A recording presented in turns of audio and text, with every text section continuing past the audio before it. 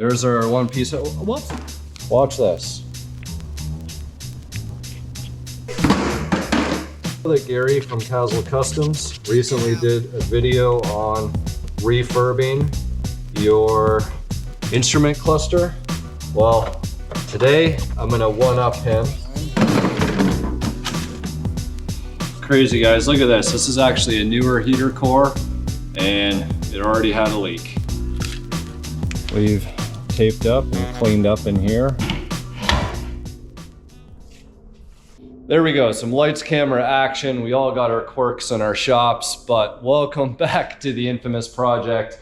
And today you can expect to see a mini transformation. You probably won't notice much visually in terms of what you're gonna see from the backside of the camera, but we're gonna be going over David's GT here and going through a couple little upgrades to get this thing closer to being a step above the average Fox this day and age. Now, if you guys saw the previous video on this car, I talked about the average Fox for 2023, how we feel like some prices are coming down to some realistic levels. And you know what? I had some pretty mixed comments in that video. However, literally like the next day, there was a really nice 92 GT. I forget if it was up in New York, somewhere, rust-free, really clean, similar in terms of mods and everything else, had a trick flow top end kit on it, and ask price was $6,200. I would have bought that myself personally if I would have been able to negotiate that deal in person, not have logistics involved. Now, logistics do kill deals. It is so expensive to ship this day and age. Hell, even mailing out koozies to the tip members that join the channel, man, I was $5 just to mail a koozie that fits in a normal envelope. So for you that might be wondering what I'm talking about, I've launched memberships to the channel. So look down below next to that subscribe button and you can click join. So members have access to pre-release of videos, less ads, and more importantly, live streams that are members only, that I get more engaged, listen to you guys in terms of your questions, give you feedback, and I take your feedback as well. So if you're interested in being a member, click that join button. Anyways, housekeeping items are done. Gonna get right into this car. And I really don't know where to start. So I'm gonna start with the easiest thing and the most obvious thing. Getting rid of these one-piece headlights and swapping them out for a brand new set of diamond clears that came from NPD. I went through all of that stuff in the previous video that came for this car as well. So hang in there. And I'm gonna start going through the parts, installing them on this car, and hopefully we're gonna start to see a little bit of a change in the appearance and the functionality of this car.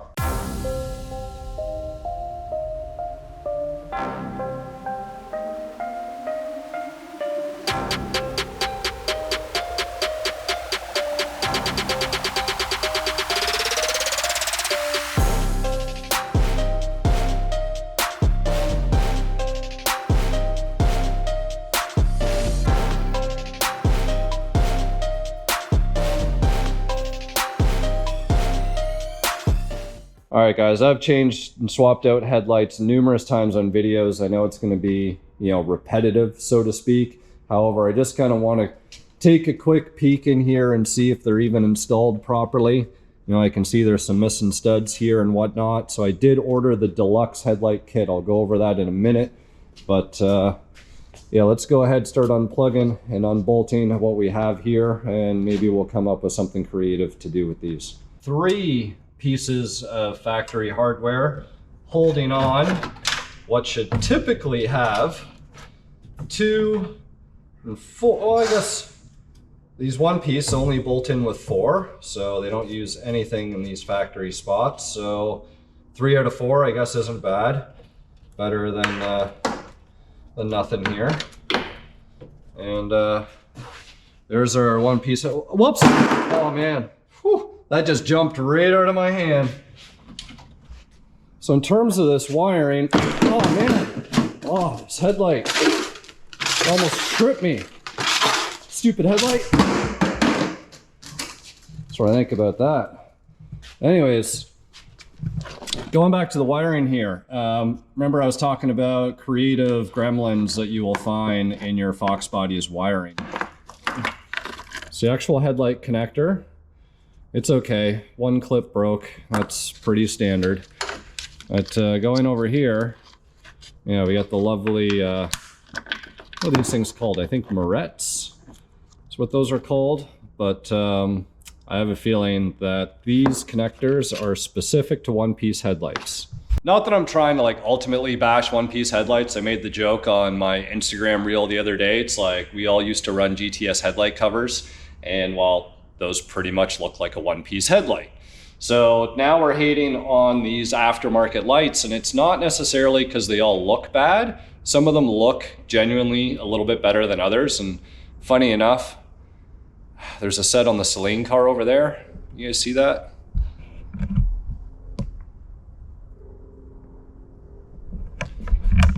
And you know what? On the race car, almost doesn't look that bad. Maybe it's the style. And that's what amazes me. Like, somebody has done enough market research to realize that there's enough people that want to buy these cheap aftermarket headlights, and there's different flavors and styles and varieties of them, and we see them on eBay and all these other places, and well, people are buying them. So whether they think they look good or they just can't find stuff that, you know, looks more stockish or what we're used to, but that's not the point. The point is that not only is it not using all the factory mounting points, I get it, you got 2 bolts here, 2 bolts there, not too bad, but they're pretty much making you need to cut your wiring harness. Like, if you're gonna make a product, make it plug and play.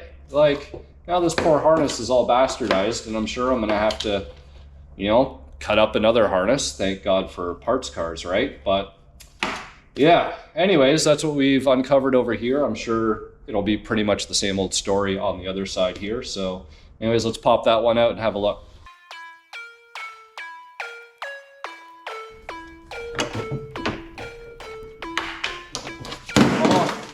Man, these things just keep falling right out of my hand. Worst part is the things are pretty damn durable to a certain degree. Like, kicking them around.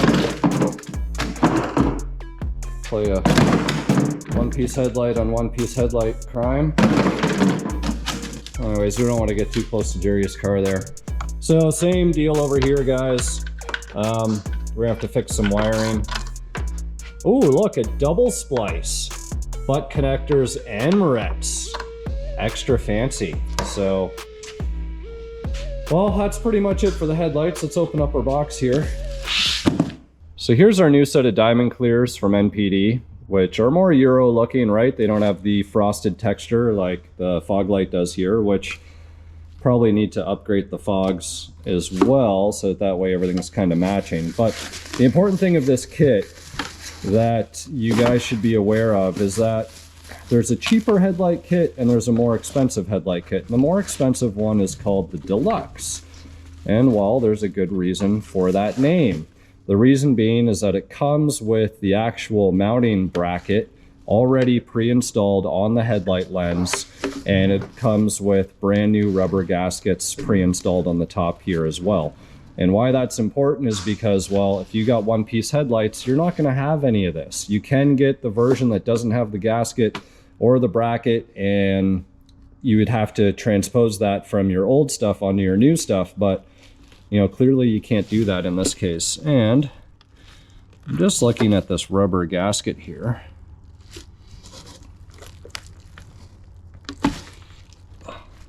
Kind of don't like how it's molded. Anyways, it's in there. One thing before you install new parts, if you've got access to clean behind an area that a new part is going to cover it up, take the few minutes to clean it up. You know, it can be for the harness itself. You know, sometimes if you got power steering leaks or other engine leaks, you'd be amazed at how much oil and grime ends up on the harness and on the split wire loom, which actually can make swapping your headlights a really messy job. Like, you're almost going to want to wear gloves. So if you are a victim of that, or maybe you have a Canadian car that's undergone a bunch of undercoating, and you know, well, they spray that undercoat spray literally everywhere that they can get it. So, you know, it's a good opportunity just to do some house cleaning. And this might not be a show car, so our average Fox still needs a paint job.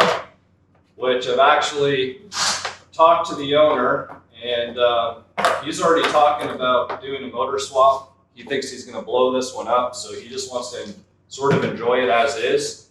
So I said, man, why are we gonna paint your engine bay if we know the motor's gonna come out later? I said, save your money, you know, prioritize things as nice as we could get the bay looking, but it's just not worth the time. Why would I disconnect everything and prep everything out and, you know, paint as best as I can in there when I know the motor is going to come out and give us the perfect opportunity to do it properly and completely. So not to say you can't get a good job with the motor in, you can. I've done those videos, but if you know it's coming out, why wouldn't you take advantage, right?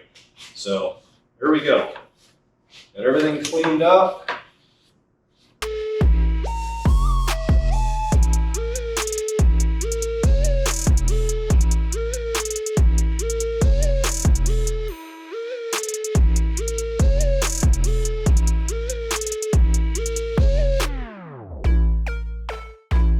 So next thing up, you can see that that headlight is kind of sticking out towards the top here. And a lot of people do not adjust these, and there are adjustments. They are sticking out through these top holes right here, okay? We can go like this, and we're gonna start sucking that light in.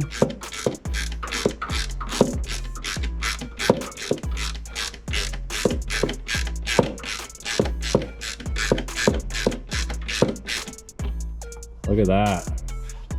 Nice and straight on this side, and I'm going to do the same over here on this side.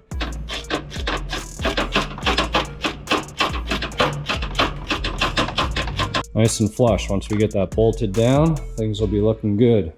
All right, so our first little project's pretty much done here. Just need to wrap up that wiring. I'm going to go ahead and order a set of the diamond clear style fogs, so that way the top matches the bottom. I'll have to see if the fog light mod is actually done with the wiring yet or not. So if that is, then great. If it's not, well, I'm gonna wire that in. I'll show you guys how to do it. And let's move on to the next thing for now. So against my better judgment, you know, I ordered aftermarket door lock actuators from NPD, and they are these Daniel Carpenter style ones, which I believe are the same ones that I'm hating on from LMR. So just to do a quick check here, like that takes a lot of force to move this thing up and down. So in my hand now is a brand new Dorman door lock actuator. Here is the part number. Watch this.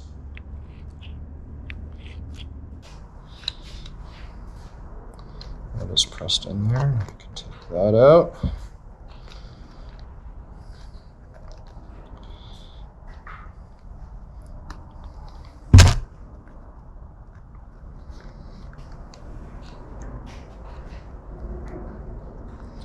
And swap that without drilling the rivet out.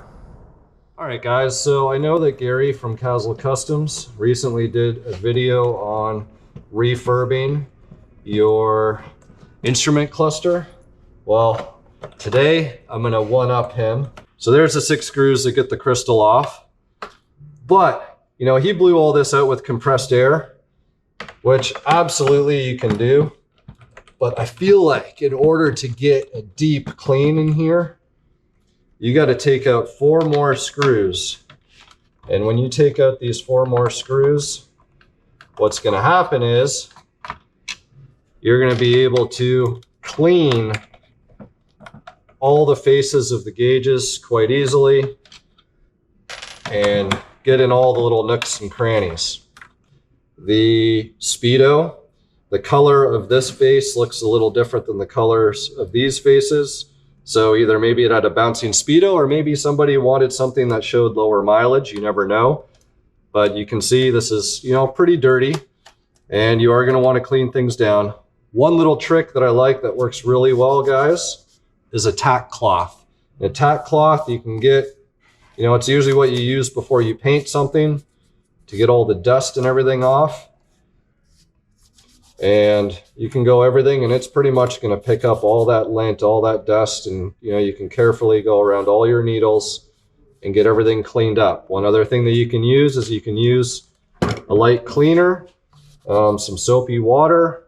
You can use a little bit of super clean. You can even spray the tack cloth with it. And the nice thing about the tack cloth is it's not going to leave any lint or anything behind. It's going to pick everything up.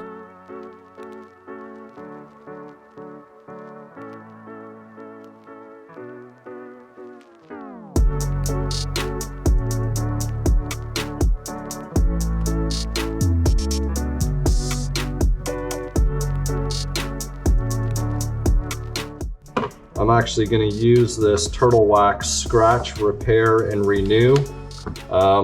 This is normally used, again, you'd use it on the paint on your car if you had a scratch. You can use an applicator pad. Whoops, probably way more than I need. So in this case, we'll get it spread all the way around.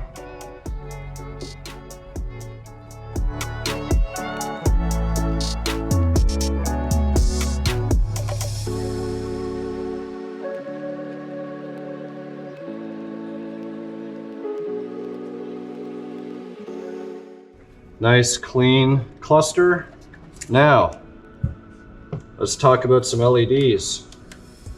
All right guys, so LED swap. This is probably one of my favorite interior upgrades on a Foxbody.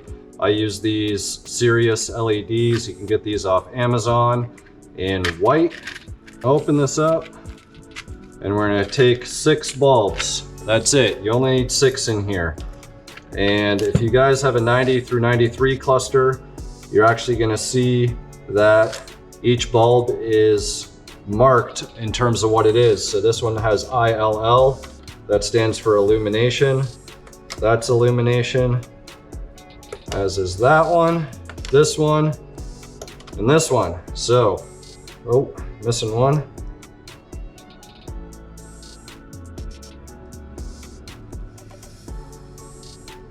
So in reality, you really only need to swap out these 6 bulbs that say illumination. Now, if you have a pre-90 cluster, it's not going to tell you, but you're going to be able to get an idea of which bulbs ultimately need to be changed. And you only need to do these ones. You don't need an LED bulb for your high beam indicator or, your seatbelt light or your turn signal lights. That's just a little overkill. You probably don't want those bright lights flashing in your face anyways, and that's ultimately all that you need. So once you've swapped out these 6, provided that you know that all the other bulbs are working, and you should test your cluster beforehand. But that's it, folks. Now this cluster is ready to be reinstalled with brand new LED bulbs, and we're going to do the same with the climate controls here. And this guy only takes 2 bulbs, so we get 2 more bulbs, we get these swapped out, and we'll be good to go. All right guys, so I have ripped into this car and spent a few hours, 2 to be exact, in terms of ripping out most of the interior. You can see we got the dash out here. The frame is still in the car, and I'll get into that in a minute. Door panels are down on the ground, and you can see an array of parts here. And most of this stuff needs to come out for heater core and evaporator core, but a lot of this stuff is things that we need to swap, clean up, or change. For instance, there's a couple non-real black interior parts in here that are going to be swapped out for real ones. Took the door speakers out. Some of the surrounds were busted up, so we're going to be replacing those speakers. Center console needs to come out to get the whole dash out. And, some people don't remove the whole dash. What they'll do is they'll simply drop the steering column, loosen off the, dash frame retaining bolts, and then just kind of set it over to be able to pull the heater box out. But in this case, I wanted to be able to clean everything on the backside, and there was only maybe half of the screws holding the actual dash onto the frame. So I want to make sure that everything goes back correctly, and we'll be doing a couple little things to make sure we can mitigate vibrations and such. You know, put little pieces of kill mat on all of these pieces, and you know, I'll show you how that works when we go to put everything back together.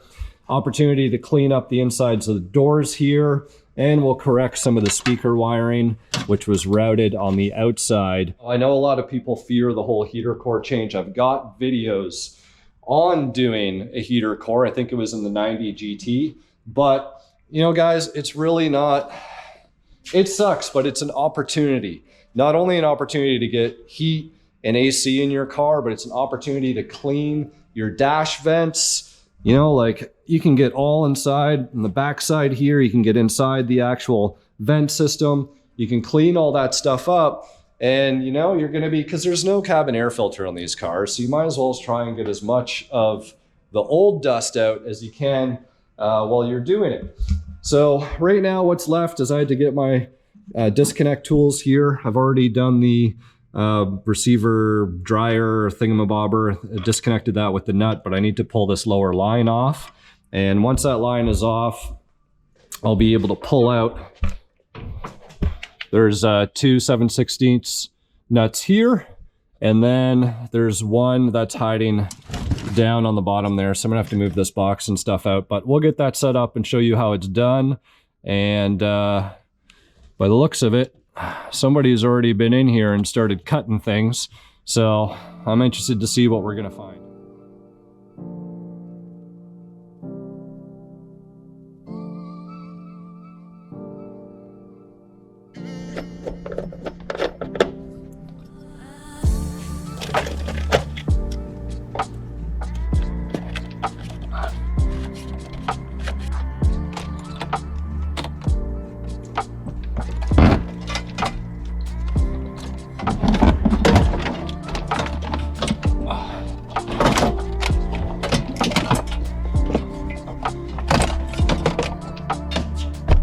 So the heater box is removed, pretty straightforward.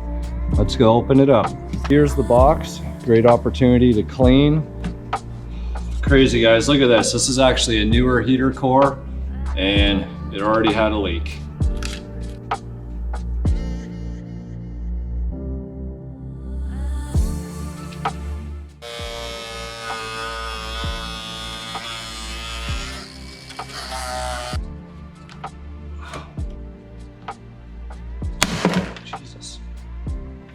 So I need to wait for that evaporator core, unfortunately. You know, we got pretty close and involved. I thought I had ordered it, but apparently I forgot.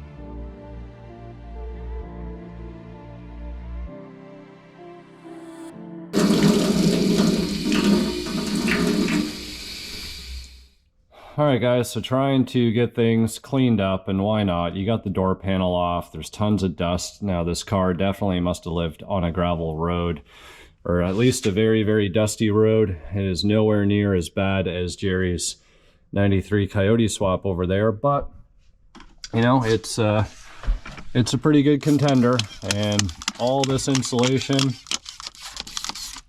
and everything, I clean it all, guys.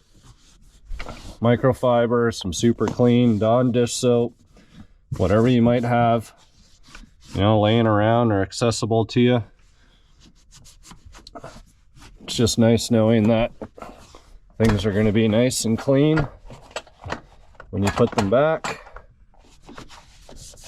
And now I'm tackling this wiring. I pulled that wire that was going loosely outside of the boot for the stereo, and I've cut it out, and now I'm playing with this array of wires down here. So I'm going to be reconnecting the 2 front factory wires that they cut out of the harness here, and I've located them down here where somebody probably tried to cut or tap or whatever, and of course the factory connectors are gone from this point. Have things a little bit more clean with maybe less crimped connections and stuff actually protected instead of not crimped against the metal here. And most importantly, the factory wiring down here in the stereo area will be put back and cleaned up and get rid of stuff like this. So that way, if anybody needs to swap the head unit or the deck, everything will be pretty much straightforward at the end point where the speakers are. Because the last thing that you want is mismatch up here, mismatch over here, and then you're going to end up chasing wires all over the place. We got the computer mounted in properly with the right 9/32 bolt holding that in, so the computer's in good shape. We'll tuck all the wiring and everything back in properly as it needs to be when we're done. And we got some new door speakers on the way. That's why I was cleaning stuff up, because we will be adding a little bit of kill mat to this area as well. And that's pretty much it, guys. Wiring, throw a little bit of a time lapse on, kind of boring stuff, but believe it or not, I actually kind of enjoy it.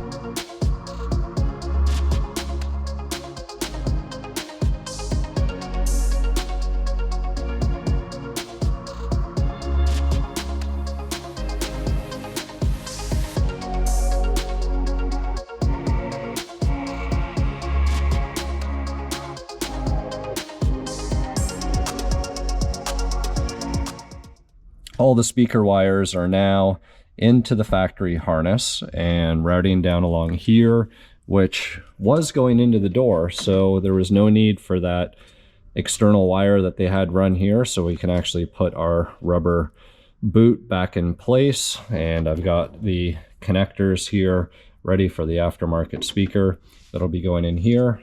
Likewise, we got this guy that'll be going up for our dash tweeter. So I'll clean all this up, wrap it all up, and everything will be nice and clean here. So that's all done. Gone ahead and put on some kill mat in the door area. You can see I like to just kind of follow the speaker grill cover and give a nice surround. I also put some on the back side of the door here, and what that does is it, I don't know, just kind of keeps from the speaker from resonating and making a tinny sound. So I feel like you get a better bit of bass by doing this, and then just rolling all of the kill mat around to the back side. Then a couple random pieces on the door itself. So some people go crazy, they'll kill mat the whole door, which absolutely you can do that. However, just by putting some strips in random various places on the door, it's actually going to cut down the amount of vibration noise and everything else that you'll hear. So for instance, let's do a test.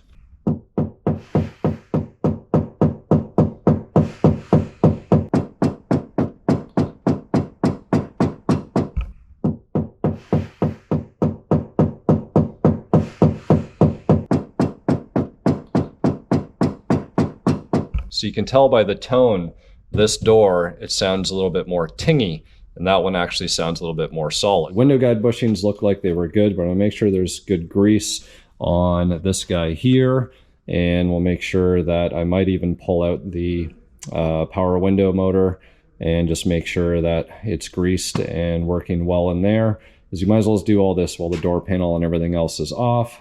We'll be putting in new Christmas tree clips on the door panels, and hopefully we won't have to worry about this door panel coming off for a long time. We've taped up and cleaned up in here, run the vacuum, we've wiped everything down on the passenger side.